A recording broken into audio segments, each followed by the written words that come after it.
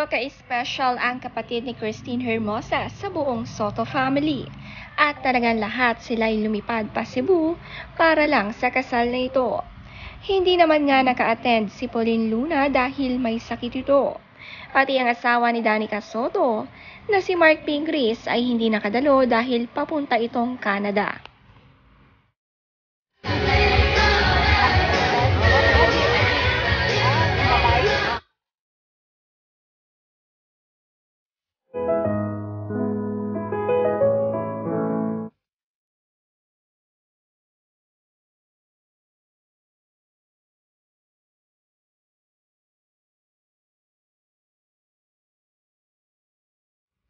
Napaka-cute naman ng father and daughter wedding dance ni na Vic Soto at Tali.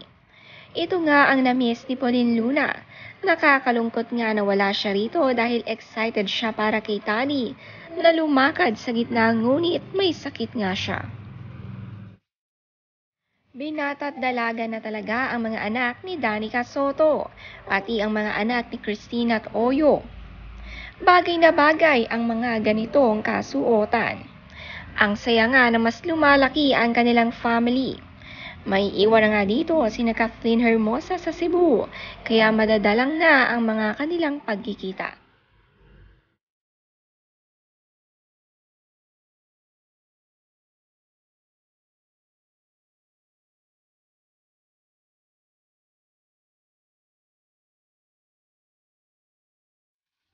With the Soto clan. As much as we want to keep you or to let you stay in Manila forever, it's time for you to spread your own wings. It's time for you to bloom where you're planted. And dito na yun, sa Cebu.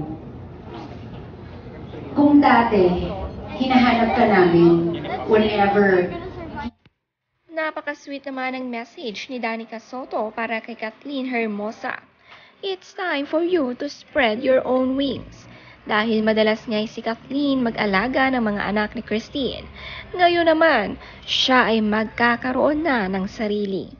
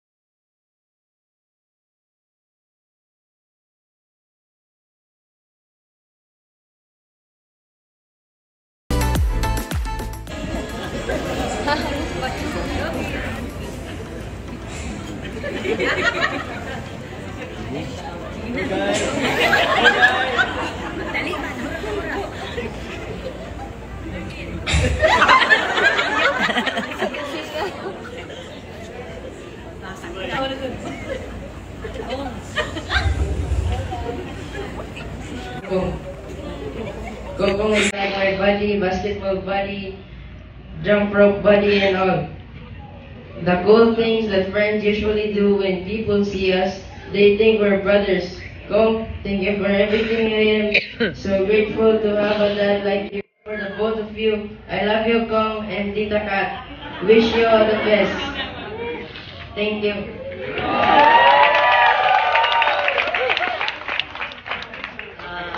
Good evening, ladies and Napakaganda naman ng mensahe ng anak na groom na si Michael Santos. Tanggap na tanggap nga siya ni Kathleen Hermosa. Pero ngayon tita pa lang nga ang tawag sa kanya at excited nang bumuo ng family at mga kapatid.